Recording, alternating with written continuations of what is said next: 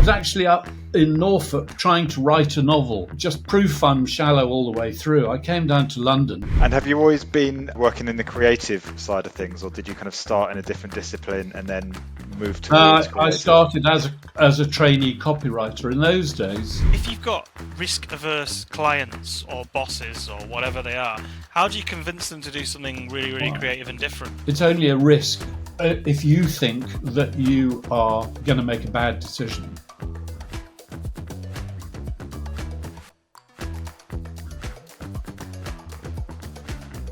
Imagine being hired as a high-paid creative director and then getting fired because nobody actually wanted you in the room. That's exactly what happened to Patrick Collister. He joined a French-owned direct marketing agency and was billed out at £1,000 an hour, and he quickly learned that every account director saw him as a threat to their numbers. It was humiliating, it was career-defining, and it was the start of something far better. Patrick went on to become one of the most respected creative leaders in the world, with a career spanning Ogilvy, Google, and beyond. And today he's here to share his marketing mistakes that nearly broke his career and the same missteps that helped him reinvent it. Welcome to Embracing Marketing Mistakes, the podcast that helps you grow your brand and develop quicker, all by learning from the unfortunate mistakes of the world's top marketers. I'm Chris Norton, and my mission is to help you, the senior marketer, learn the hard lessons without paying the price. Also, you can build a brand that thrives. Today's guest is Patrick Collister, former executive creative director at Ogilvy and ex-head of design at Google, and a man who's seen both the brilliance and breakdown of modern marketing. Patrick shares the inside story of one of the most iconic TV ads, the pitch horror that got them blacklisted from a contract, and one embarrassing mistake at a direct marketing agency that opened the door to understanding the future of digital comms. If you've ever struggled to sell big ideas, faced resistance from clients, or worried about embracing risks in your campaigns, this one is packed with insights that you don't want to miss. Patrick will break down how to spot when an idea is risky or just misunderstood, how to lead creative teams through pushback, and why every great marketer needs to understand direct response to master brand storytelling. So, as always, sit back, relax, and let's hear how you can turn your next marketing mistake into your biggest creative opportunity. Patrick Collister, welcome to the show. Greetings, Chris. Now, you have had a fascinating career. I had looked through your long CV. You call it novel length CV on your website, and I knew you had a varied career anyway. Like, you've worked for some amazing, massive agencies. Just tell me how you got into marketing at the very beginning. What intrigued you? Why did you get into it? Oh my God, I have a horrible feeling. It was my dad. I'd been travelling around Africa, and I came back to the UK, and my parents were scared stiff I wasn't ever going to get a job, Yeah. And I did. I really enjoyed travelling. And then I was persuaded to go to the University Careers Appointments Board. And I came back with a whole load of application forms, and I think my dad started filling them in and sending them off on my behalf.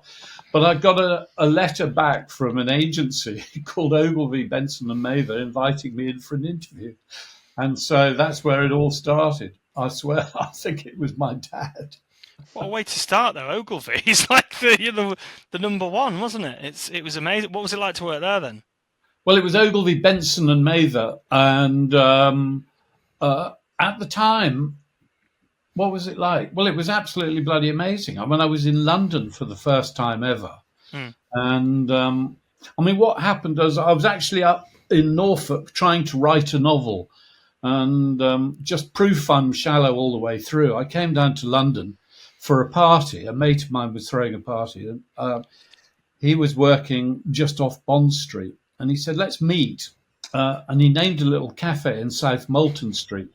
Anyway, I sat in this cafe and I watched a stream of the most beautiful girls I had ever seen in my life just coming in and out. And I thought, I've got to leave Norfolk behind.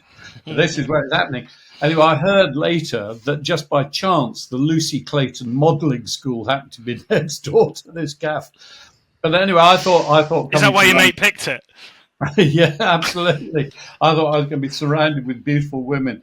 who would enjoy my company rather than run from me screaming. But so it all came together nicely. And have you always been in the working in the creative side of things, or did you kind of start in a different discipline and then move towards I creative? started as a trainee copywriter. In those days, I mean, people often forget agencies made quite good money in those days because it was commission based. So the way it worked was when an ad was placed in the media, the client didn't pay a fee for it. The client didn't pay the agency. The media owner did. They paid commission. So it was, thank you very much for putting this ad into the Times or the Guardian or on ITV or wherever it was. Here's 15% of the media fee. And so, actually it was originally set at 17.65% going back to the 18th century and groats and all the rest of it. But so I mean, 17.65%. Negotiated 15%. You can run quite a good business on that. And by the way, you get rewarded for good ads. If an ad worked really well, then the client would want to repeat it. So you didn't have to be back at the ranch writing a new one. And so there was more time and there was more money. And that meant agencies, or the big ones, could afford training programs. So, I mean, Ogilvy still has a fantastic training program for suits. But back in those times, they also took on creative people as well.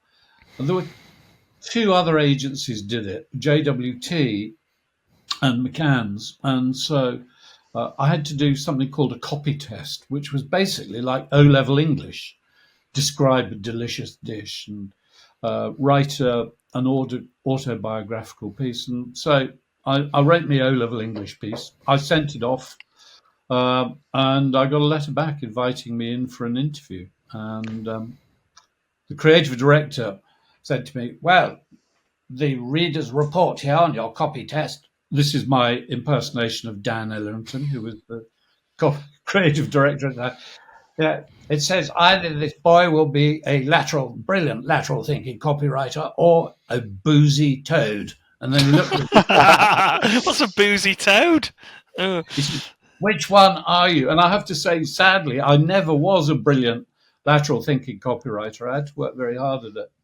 So the jury's out on that one. Less is more in copywriting, though, isn't it? In advertising copywriting sometimes.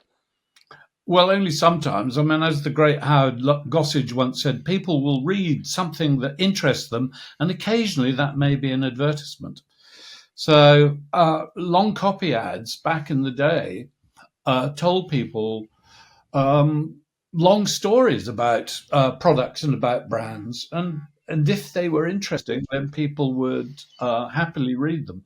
It's become a fashion. It used to drive me nuts. The Cannes Press Award, there'd be a visual conundrum, and then the puzzle was explained in the bottom right-hand corner with a logo and a tiny line in 8-point type. And that passed for press advertising for about 15 years. I'm glad to see that words are making a little bit of a comeback. I was going to say, what do you make of the kind of the current state of creative then? I mean, that's a fairly big question, but you've seen decades of top rate creativity. Where are we at in 2025? Well, this is really interesting because, of course, most money now goes into digital. And when I was the non-exec creative director of AdLib, which was a fascinating company using AI, Gen AI, at least 2 years ahead of anybody else. I tried to put together a presentation for clients, the best of display advertising. And I found 8 examples over kind of 10 years of display advertising. It is absolutely, advertising is bereft at the moment. There is so much shit just being shoveled out there, by an algorithm. But of course, you can understand why. If you're a client and you can buy 1 billion media impressions for next to nothing, then why wouldn't you? And the terrible problem with all of that is, it works. I mean, it works at a marginal sense. So, for example, when I was at Google, even at Google, I was absolutely appalled to discover that click-through rate averages across the Google display network, 0.05%. In other words, 99.95% of all ads are ignored. And is that because the ads aren't good enough and there's no they're, longer a focus on these, brilliant bits of insight? they're terrible. They're almost all terrible. And it is really interesting. I mean, I'll get on. I mean, if we're going to talk about brands at all later, I'll talk about Apple. It is really interesting that Apple display ads are still clean and clear, and they have a message that you can understand. But at AdLib, there were brands coming to us with print ads asking us to put this into the Google display network. And, sometimes, I mean, just imagine the size of an ad when it's going to be running on your mobile phone at the top of, I mean, people were asking us to try and get 200-word advertisements squeezed down into a handful of pixels. You go, can't be done. The skyscraper ads, I remember them well. Yeah. And so, how do you define creativity then? Because you're quite that's your background, creativity. How do you define creativity, do you think? I think I've got. I mean, it's a really interesting question. I ask people this question: what do you think creativity is? And I was sitting in a room filled with creative directors in Canada once, and one of the guys, creative director of a big agency, said to me, "Do you know what? No one's ever asked me that before." And he had to stop and think. For me, creativity is nothing more and nothing less than solving problems. And so if you go all the way back to our earliest ancestors, Lucy, who's Australopithecus afarensis, our earliest known ancestor, she woke up one day with these. Now the point about these is that they mean we are creative people, literally. So Chris, you're able to pick things up. This morning you made breakfast. You're able to get dressed. You're able to make things, and no other creature on this planet can do that. And so we are literally creative. We are creating things constantly. But also, our ancestors were creating solutions to big problems, and one of their big problems was the fact that they were small, very slow, and they tasted a bit like chicken. So what are you going to do to solve that problem when it's existential? Well, you have ideas, and that's what she was able to do. Have ideas, bang stones together, one side sharp. Suddenly you've got something that you can turn into a weapon. It becomes an axe, it becomes an arrowhead, it becomes a spear, it becomes an intergalactic, missile. And so we're still trying to work out what sharp means today, but it's solving essentially a problem. And so that for me is, again, in marketing, the problem is that the brand has competition. The problem is that you've had a tariff slapped on. The problem is that sometimes the problem is that you're too successful. I mean, I had a fascinating story the other day. The guy who runs Bloomsbury Press published J.K. Rowling and was talking about the fact that they made so much money that it was going to be very, very easy for it to be top heavy and just absolutely floor the company and or make them subject to hostile takeover bids. So it's about solving problems. But when I was running agencies, I used to say, look, it's not about artistry, though you do have a creative department, which is people by writers and art directors who have very particular skills. But actually, within any organization, creativity is answering a simple question, which is, how can I do today what I did yesterday, but better? And people that's creativity, because you find ways of doing whatever it is you're doing better, and then suddenly you change the organization around you. So it sounds like from you talking about our ancestral heritage, it sounds like humans are hardwired to be creative in some shape or form. But is it fair to say a lot of people these days think they're not creative and therefore they don't even try to be creative? I mean, a lot of conversations we have, people won't even come up with an idea because they say, look, I'm not a creative type. I can't solve that problem. Is that an issue you face? Is that a perception people have of themselves? Well, I think the word is at fault, actually. Um, the word, a lot of people associate the word with kind of finger painting. Do you know what I mean? And when I ran some of my creativity workshops, executives would turn up absolutely filled with dread that I was going to make them connect with the inner child, and start dabbling with finger paints and so forth.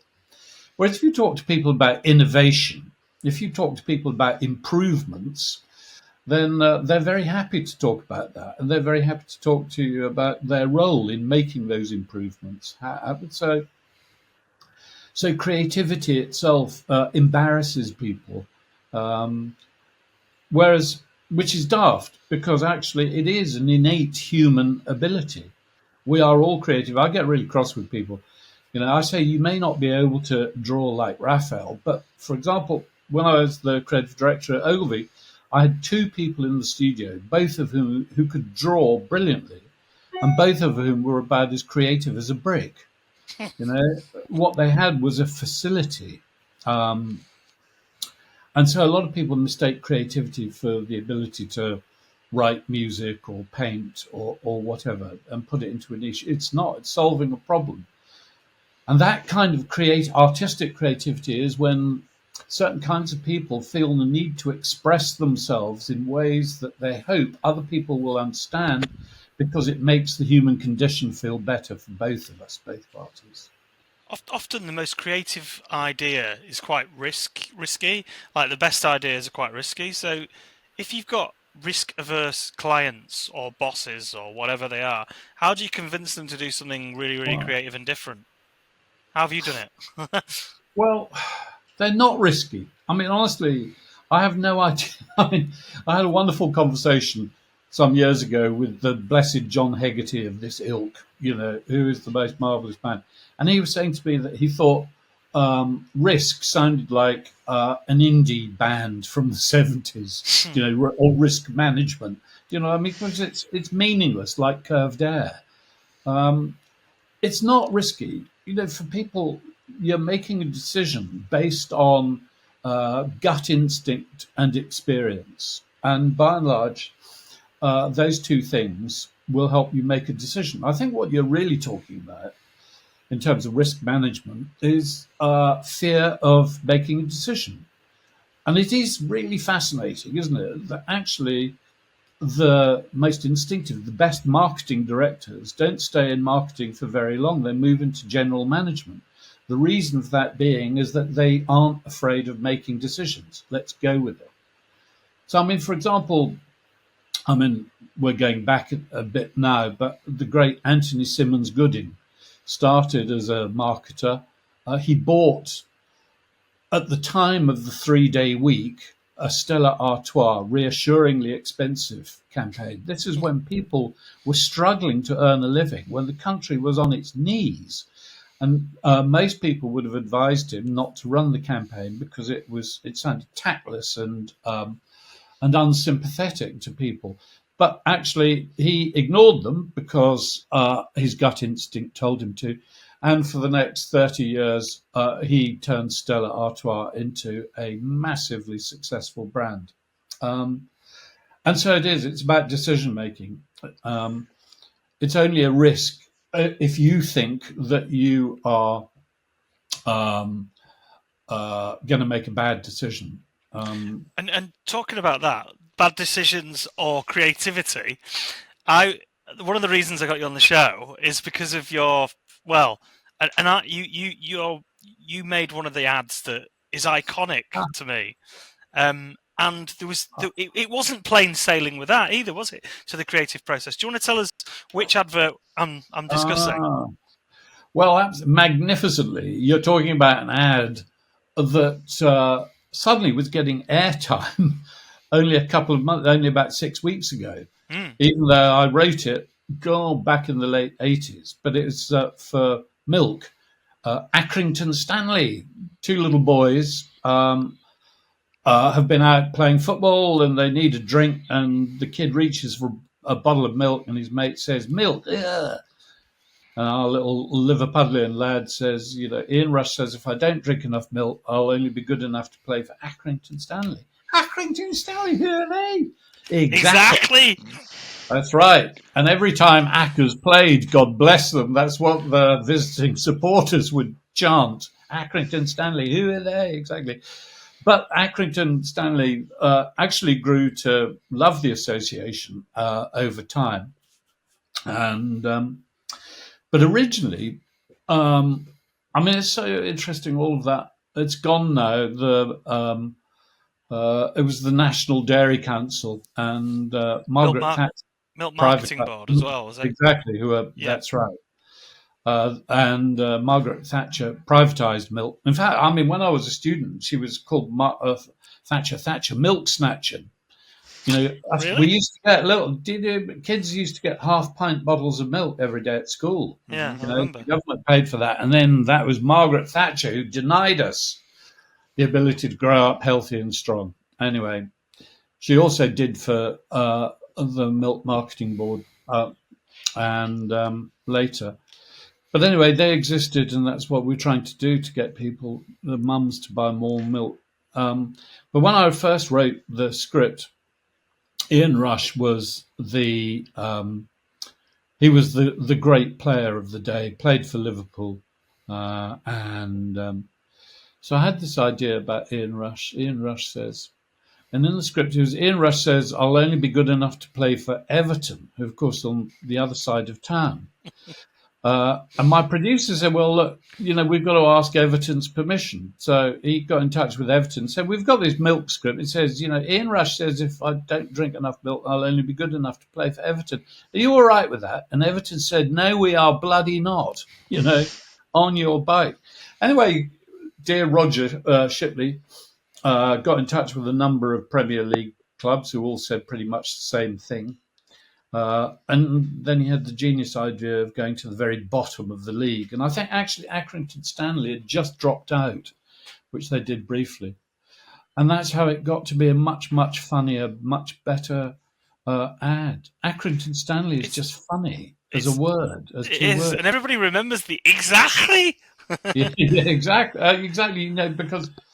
But you see, one of the marvelous things about creativity is when you make a mistake, often it leads to something better happening. My mate Adrian Holmes wrote another TV commercial. It was much loved and often appears in, top 100 commercial list, but it was for Heineken, and it's a girl who's learning street cred. The water in Majorca don't taste like water. Gosh. And originally, that whole idea came from George Bernard Shaw's play Pygmalion that got turned into the film My Fair Lady. So he just adapted it for Heineken, and originally it was the rain in Spain. So she thought, the rain in Spain falls mainly in the plain. Anyway, 24 hours before the shoot, the George Bernard Shaw estate rang up and said, "No, you can't use that. We don't want you to." And so suddenly the copywriter is absolutely bricking it, because the following day, 30,000 quid's worth of talent was going to be turning up at Shepperton. And another guy, Alfredo Marcantonio, said, "I'll tell you what, Adrian," he said, "when I was at school, I used to win poetry prizes by taking famous poems and then just changing the words, so, no one really noticed. So let's have a go at this. So the rain in Spain, rain, water in Spain, with the water in Majorca. Anyway, there you go. It's so much better." Brilliant advert as well. That's iconic. When you come up with a vintage ad like that, how quickly?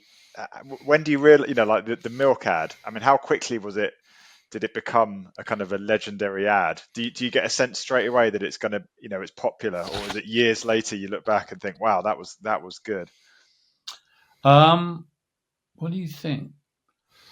I don't know. It never won any awards. It did for the little boy, by the way, whose name is Carl Rice, and we found him, or the casting agent found him in a playground of a school in Liverpool, and he enjoyed the experience so much that he decided to become an actor, and he did. I mean, he's been in Corrie, and he's been in EastEnders. That's right. But I think I'm right in saying, actually, through all of that, also he became a scriptwriter, and that he's one of the writers of the most recent Avengers film. And so, I mean, that marvelous chance encounter in a playground has given him fantastic life. Whereas the other little kid, who you don't see, by the way, he got sent down for murder 6 months ago. So, I mean, well, it's funny you should say that. One of our clients, a beer brand, was launching a new milk stout a little while ago, and we came up with the idea of recreating some form of that advert, and we started doing our research, and one of the children was easy to identify and was clearly quite successful, and the other one was just a complete dead end. But that makes a lot of sense if he's been sent down. Yeah. Loaded it, and it began to get views. And then I used it when I went to Google. I used it to recreate the campaign, but as you would do it using digital and social media, in the 21st century. So take the same brief. How do you get kids to drink milk? How do you get parents to buy milk and get their kids to drink it? What would you do today? And I had a lot of fun with that, showing how a 40-second TV commercial you would turn into a kind of a YouTube channel. You'd get user-generated content.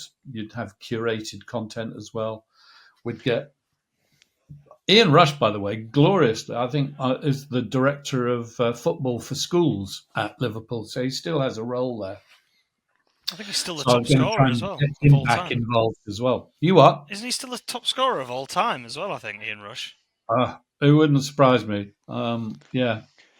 So does media fragmentation now mean that you just don't get singular big ideas like that anymore, and you tend to get kind of fragmented ideas? Is that what you're seeing, or is there still a space for an amazing insight-driven idea that kind of rolls out everywhere?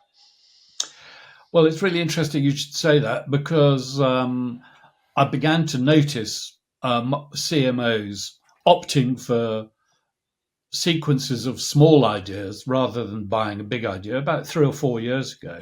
Interesting. And it is fascinating. I mean, if you look at, again, I spent quite a lot of time being a dweeb looking at advertising awards shows and their winners.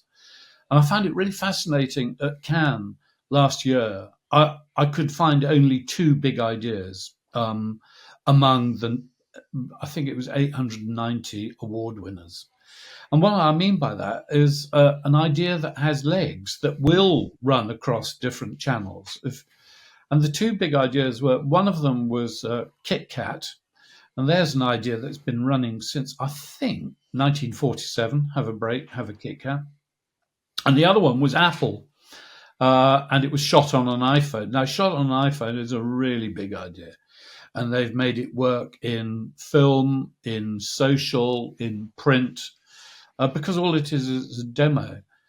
And looking back at Apple's advertising over the last 5 years, what they've been doing is the kind of advertising I was doing with milk, brand advertising with stories in which there are personalities you can relate to, locations, places you can relate to, and the product is featured. And over the last kind of 20 years, if you let those kind of rules of brand advertising have been abandoned to a large extent, and yet there's Apple, the most valuable brand on the planet, still doing it the old-fashioned way, and I presume for bloody good reasons. Mm-hmm. Where they run the ads may well be new on new platforms, on YouTube, Instagram, and Facebook, but certainly the ads that they're creating in-house, by the way, is interesting. Obey all of the old rules, which is to be entertaining, to be pleasant. but also people understand what the rules of advertising are. If you can see that the product story has been woven into it, you really applaud the advertiser. I used to, when I was running with marketers, I put a reel together of Cannes award winners, and I'd take off the last 4 seconds, and then I would ask them if they could tell me which market we were in, not which product or product sector, but are we in financial services perhaps or what? And it was spectacular how people had no idea. Wow. The big reveal at the end, you mean? So you're cutting out the big reveal? Yeah. Well, yeah. Again, the pack shot that explains everything, or nothing, as it may be. The podcast is all about embracing marketing mistakes. With your experience that you've got, you must have made a few. What mistakes in marketing or jump out at you that you've made in your career that you could share with people that they'll find useful? Well, I mean, to be honest, Chris, I've made all of the normal mistakes of stubbornness, pride, and frankly, stupidity that you could make. I guess I made a terrible mistake at one stage of going into as creative director of a direct marketing agency. And it was a terrible mistake because, first of all, it was owned by the French. And the second thing is that this company had a very difficult financial history that I knew nothing about. And what it meant was that all of the account directors were judged and remunerated on how successfully they ran those accounts. And my time was billed out, I think, as £1,000 an hour at the time, which meant that not a single account director wanted me to go to a single meeting with their clients because I was going to massively damage, their numbers, which meant that I simply wasn't able to do the job. Anyway, after about a year and a bit, I got the sack, which was a blessed relief to both parties. In many ways, it was an enormous mistake joining this company.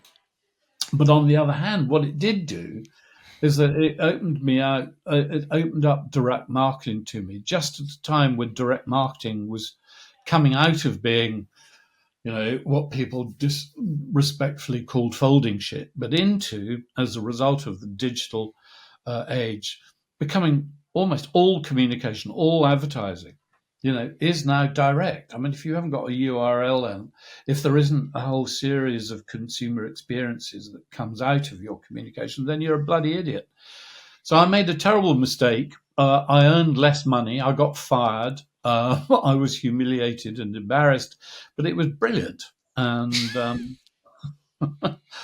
and I ended up learning so much more and meeting some fantastic people. I mean, one of the things I found really fascinating when I ran a top agency, I got to know loads of other creative directors. And then I went into direct marketing, and the creative directors I met in direct marketing were more business oriented, more thoughtful, had wider interests outside the industry than any of the people I'd come across in advertising. So in many ways, that was a blessing in itself. And of course, they've all gone on. People like Emma Delafosse, has gone on to be the chief creative officer for Ogilvy and then for Edelman, and is now just retired. But, so many of them. Steve Harrison, with creative director, started his own business, which he sold to WPP. He's now a writer of books. An amazingly smart guy. Have you had Steve on your podcast? Steve Harrison? No. Oh, you should. He comes from. That's good. There's a question at the end where we ask you to recommend our next guest. So all right. Then. You preempted us, but that's great. We'll get an intro. I mean, what other mistakes? I don't know if they're mistakes. I mean, again, we're talking about 25 years ago, and one of my clients was British Nuclear Fuels, BNFL. And so before I agreed to work on it, I did my research, I did some background. And so 25 years ago, I became pretty committed to nuclear power as a source of energy for this country. And the fact that actually successive governments have failed to make a decision now leaves us really monumentally in the shit. But anyway, at the time, I did my researches and I thought, yeah, nuclear energy is definitely where we need to be at. And so BNFL was kind of preparing itself for one of two things. They weren't entirely sure: either privatization or escalation of the number of nuclear power plants around the country. So BNFL needed to run an advertising campaign to get people softened up to the idea of nuclear. So I went up to Sellafield and spent quite a long time there. And every ad I wrote and put into research bombed. There were some fascinating things I found. There's a river that runs through the middle of Sellafield, and the Sellafield Fishing Club regularly hoik out really substantial sized salmon from there. And, Greenpeace, a whole load. Anyway, all of these ads completely bombed and bombed again. And then I noticed one day there was a sort of a hut there. And I said, what's that? And they said, oh, that's the visitor centre. And I laughed. But anyway, I wrote an ad about the visitor centre. Oh, my God, poof. Suddenly in research, people were going, oh, there's a visitor centre. And what they were saying is, well, it must be safe then. If they've got a visitor centre, then the plant must be safe. Do you know what I mean? If I told people, so it was absolutely. And so as a result of that, the visitor centre expanded. It probably became 5 times its normal size. It became what all of the advertising was about.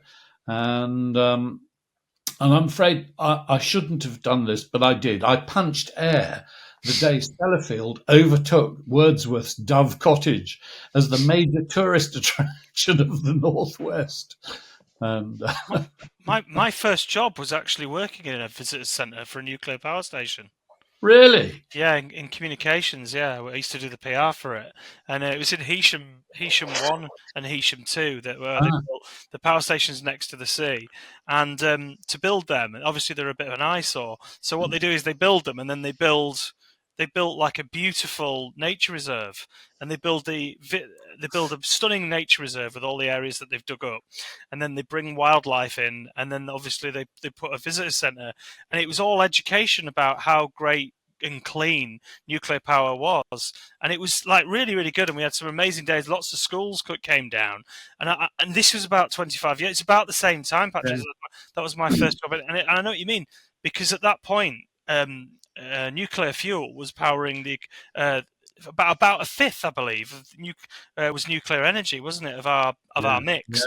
Yeah. And now it's like it's not as much, and I think they're a bit far behind with.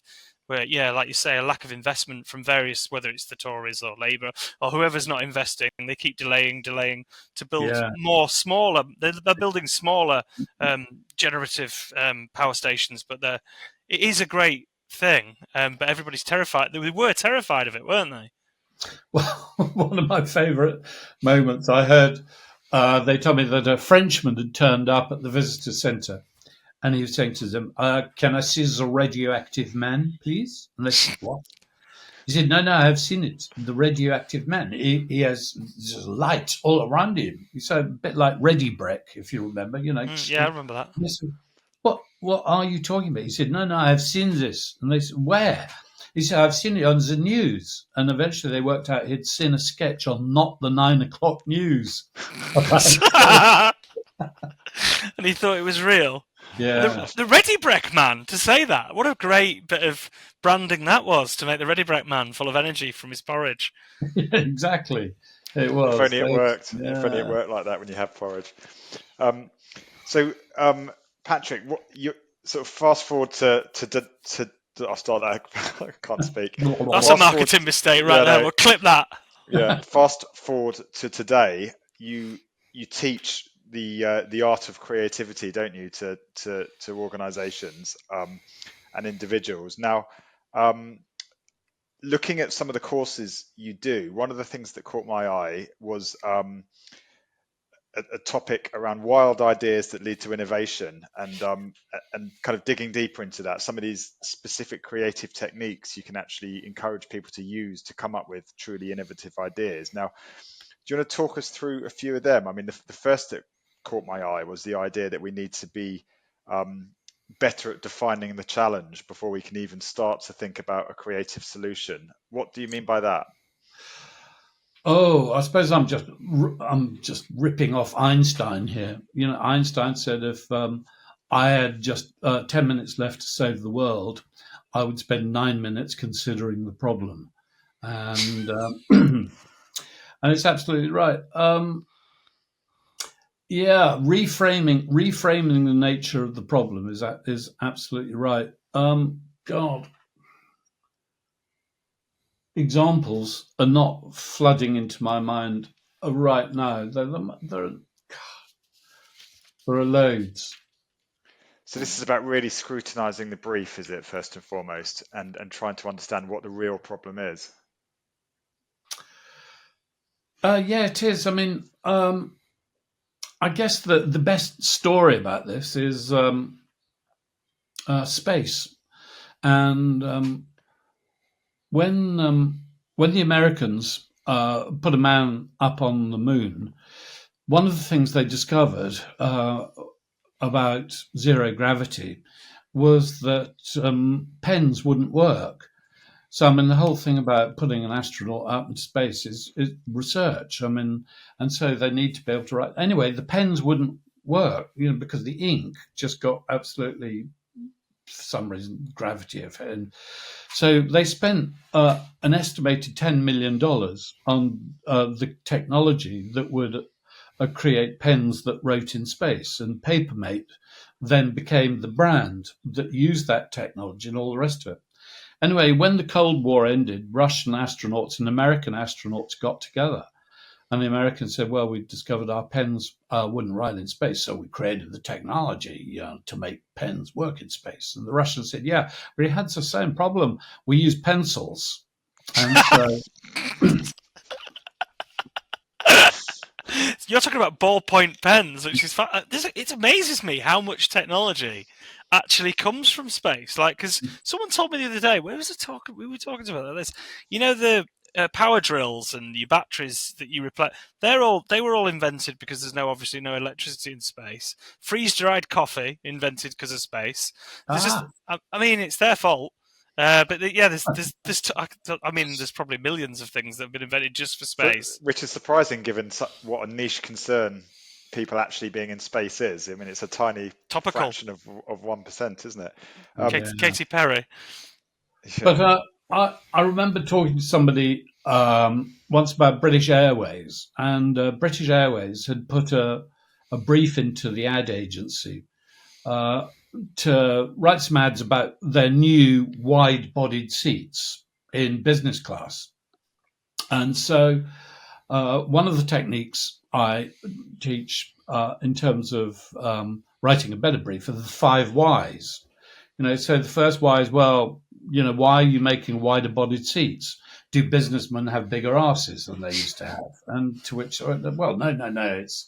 So why? And so, well, to be honest, we're losing quite a lot of custom to Swiss Air, and businessmen prefer to travel with them. And so why? It's because they've got wide seats. Well, it's not just the seats, And so bit by bit, it came out that British Airways was losing a lot of business custom, to other airlines, and because the service was bad, because the staff the cabin crew couldn't care less, because the business lounge.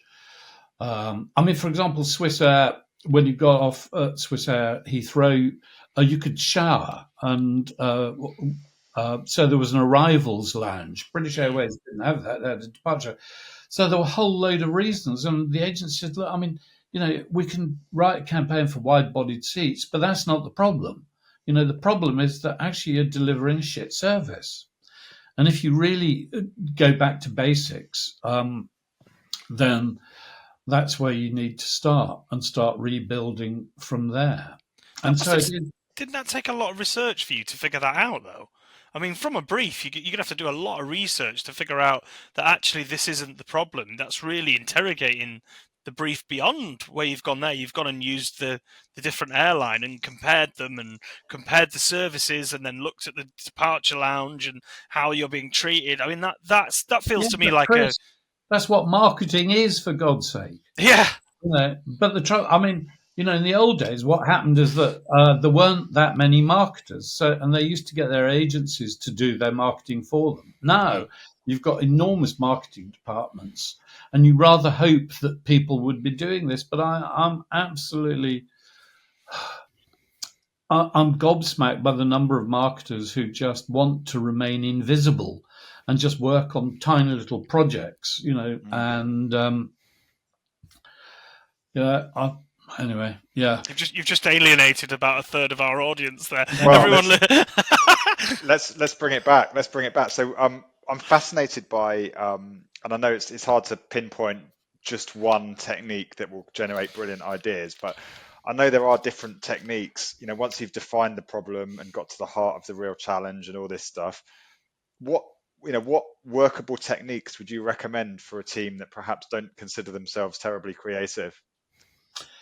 Well, again, I'd say make stuff. Do you know what I mean? Again, creativity isn't necessarily about writing advertisements or anything like that. If we're talking about innovation, I used to talk to my people about Dyson. Dyson's first, oh God, if I call it a Hoover, he'd kill me. Vacuum cleaner. His Vortex cleaner. He made over 1,500 prototypes before he felt confident enough to be able to start not even mass producing them, but produce them in numbers. So 1,500, I'd say to a copywriter, okay, give me 1,500 scripts. But what he was doing was just making sure that what his vision was perfected. And I would say that to a lot of people, just you just make stuff. The wonderful thing at Google I discovered was prototyping. Don't just write reams of documents about stuff. Go away and bloody make it and then see what happens to it. And one of the fascinating things is that certainly Gen Z expects a brand to be innovative if it's going to be relevant at all. One of my favorite stories for that, I think, was L'Oreal. They created this app for your phone called Makeup Genius. So you held the phone and your camera to your face, and then you could start trying different makeups. And at Google, all of us boys in the zoo thought it was fantastic. I looked great with purple eyeshadow, I have to tell you.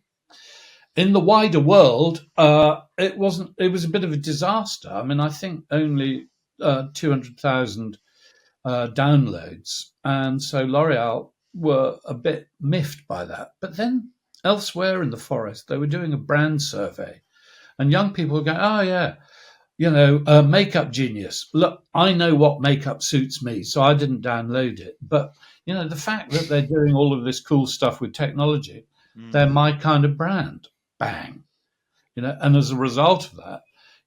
If as a brand you're not innovating, then frankly you are going to get left behind.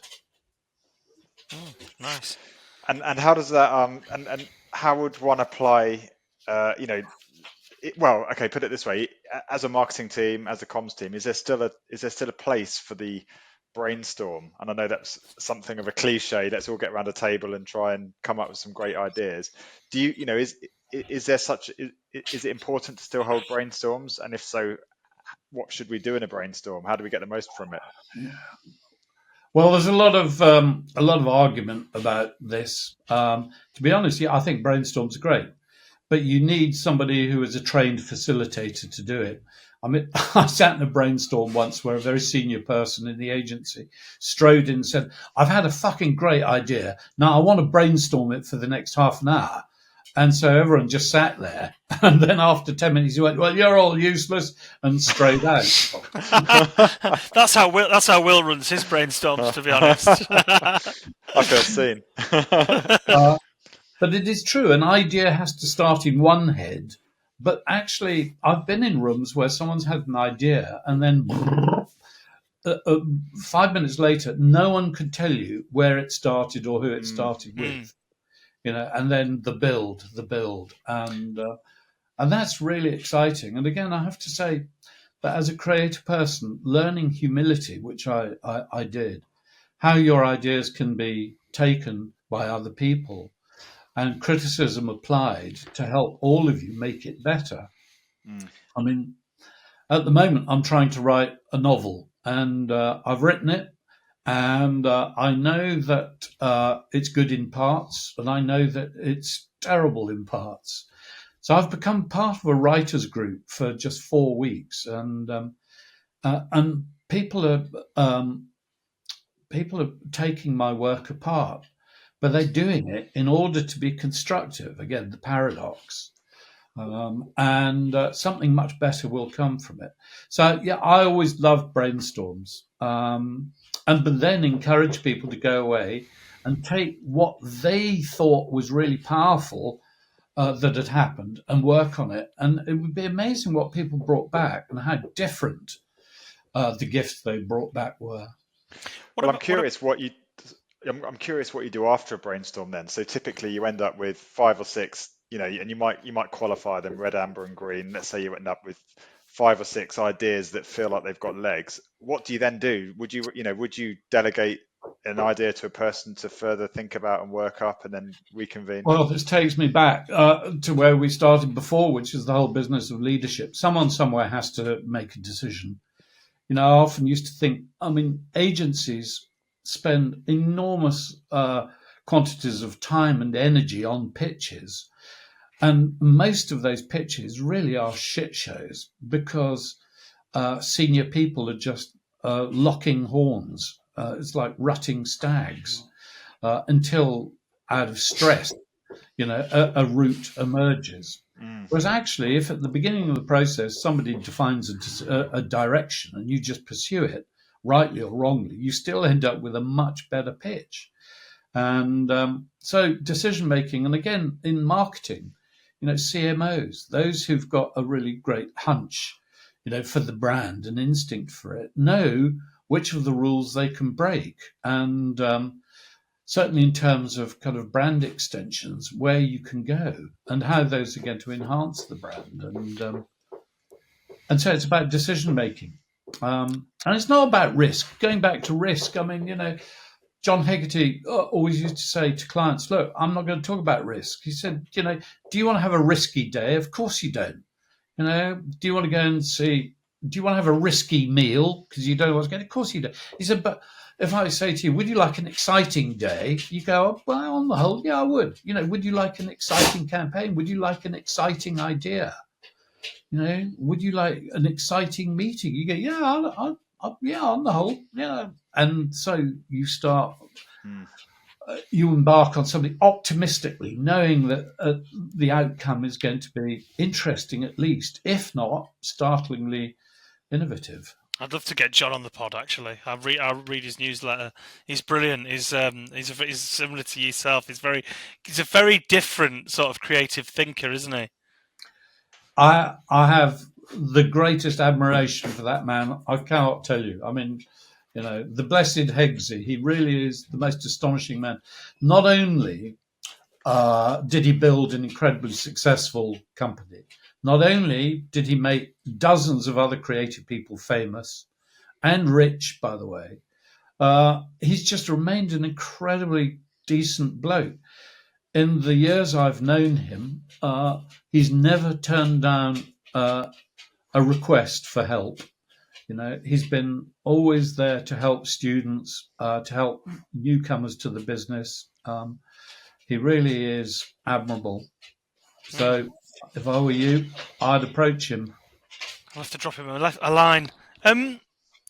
Before we go, I just want to ask, you talked about, because the brainstorm thing led us to pitches. Have you got any pitch horror stories? I love a pitch horror story of where things have gone spectacularly wrong. I've got loads. Honestly, we did a pitch for dry blackthorn cider, which is down, I think, in Taunton, Matthew Clark Brands. Anyway, we walked into reception, and we said, we're here.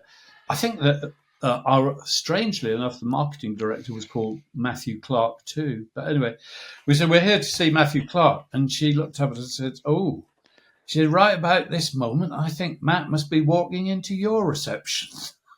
Ooh. In London. Yeah. 300 miles away. We had somebody else on the podcast who did exactly the same thing. They arranged a pitch, and they headed down to Chiswick, where I used to live, to go down to the Discovery Channel. They were pitching for the Discovery Channel, someone I used to work with, actually. And they'd prepared this deck, and they were heading down on the train, and they got a phone call. The client had arrived at the office, and they were like 20 minutes from London. 200 miles away. It's horrible, isn't it? Oh, God, loads. I mean... we did a big pitch for the post office, and so the guy leading the pitch, the CEO on their side, in the pitch rules had said that after the agencies had been briefed, they would not be answering any questions, and they wanted radio silence until the pitch day. And my boss at the time was Martin Sorrell, who happened to come across this individual and had a conversation with him. Anyway, Ripple dissolved to a month later after we spent many thousands of pounds and done a lot of work, and a lot of polyboard has been created. Anyway, this guy opened the meeting by saying, I thought the pitch rules were made quite clear to you, but one of your team did decide to talk to me about it. And so we've decided that whatever happens, you will not be successful. Now, would you like to continue? And of course, we went, to be honest, to this day, I would like to punch him on the nose for spite, for making sure that we wasted time and money, before delivering that line. That's a little tin pot dictator, and I hope his testicles are shriveled. And what was Martin like to work for? I'm a big fan of Martin Sorrell, and it's just become a cliche to have a go at him. But I think it's brilliant as well. Yeah. He is. Will's a big fan. He's revolutionised our business twice, by the way. I think he's an astonishing person, and I have great admiration for him. I really do. Was he your director? And he loves cricket. He and I share a love of cricket. So when I was at Ogilvy, all back in the day, I used to have a match against WPP every year. And that's what I liked about him. He played to win. Absolutely. And and he's still as busy and as committed as he's ever been, isn't he? Sharp as a bloody razor, he is. He is. I was desperately worried on his behalf when I heard that he had got cancer, but that seems to have been knocked on the head, which is great. He is. He's just absolutely fantastic. He's got a real tongue-in-cheek sense of humour. Again, it's been fashionable to say that he's a humourless accountant, and he's neither. I admire him a lot, and I just said he'd terrify me on the podcast. I know, he'd take us down. I wouldn't dare have him on the podcast if he steps ahead of us, wouldn't he? so John Hegarty, yes, but not so much Martin. Terrifies me. He'd just own both of us, wouldn't he? Well, I don't know. There was a time when WPP was doing brilliantly well, and he had earmarked himself for a performance-related bonus of 50 million quid. And I said to him, honestly, how can you justify that? And he looked at me through narrowed eyes, and it was one of those moments when I thought, I'm probably dead now. But he then lightened up because I'm a creative person. Do you know what I mean? I wasn't really serious. So he said to me, listen, and actually what he said made a lot of it. He said, if I make those targets, let me tell you that every single shareholder will be thrilled because they will be doing extremely well out of it, including you, Patrick, with your long-term incentive plan. You will be punching air as well. So you should be encouraging me to make those targets. And the day I make my 50 million, well, you might make 50,000. We all know who's winning there. Patrick, absolutely brilliant. I could talk to you all day, but I don't want to take up too much of your time. If people want to get in touch with you to, use your training or whatever, how can they get hold of you? How can they find you? Oh, God. Well, I'd say that I've got my website, creative-matters.com.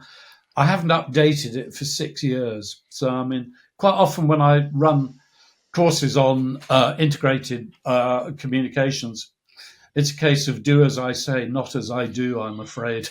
I really, really should do something about it. Or feel free to email me, patrick@creative-matters.com. Fantastic. Thank you very much. LinkedIn is good. I'm having such an interesting series of discussions on LinkedIn at the moment about AI. I mean, here's one of the fascinating things. I've just been borrowing images from elsewhere and showing people what AI does relative to what creative people do. And my last 3 posts have all had hundreds of thousands of views. And some of the comments I've been getting back are so smart and so intelligent. It's a paradox for me that AI looks as if it's freeing up creativity, but what it's doing is punishing creative people to do that. And so I've really been enjoying the debate. And as I say, I thought I was dead against the UK government's and the US government's desire, basically, to trample all over copyright laws. In other words, allow the bots to have free access to pretty much anything on the internet, because then that general knowledge will allow the applications of AI to create all kinds of opportunities for us. But, I don't know any longer. I'm still on the fence, thanks to a lot of the comments that I've been receiving. So, yeah, I'm a fan of LinkedIn as well. It's become fashionable also to decry LinkedIn these days, but I like it. It's where I met you, Chris. That's true. We've connected on LinkedIn, and I think it's great. I've got a newsletter on LinkedIn. Plug for the newsletter, all about the podcast. So if you listen to the podcast, I do a LinkedIn newsletter. LinkedIn newsletters are amazing, by the way, because they can get so many subscribers so quickly. I'm up to nearly 1,300 subscribers, and that's in. I think I've done about 10 newsletters now. Not that many. So, but I read Sir John Hegarty's, like I said. So if you're listening, Sir John, we want you on the podcast. We'd love you to have you on. But we'll get Patrick to tap you up for us because he knows you. So thanks for coming on, Patrick. That was amazing. Brilliant. Thank you, Patrick. Fascinating.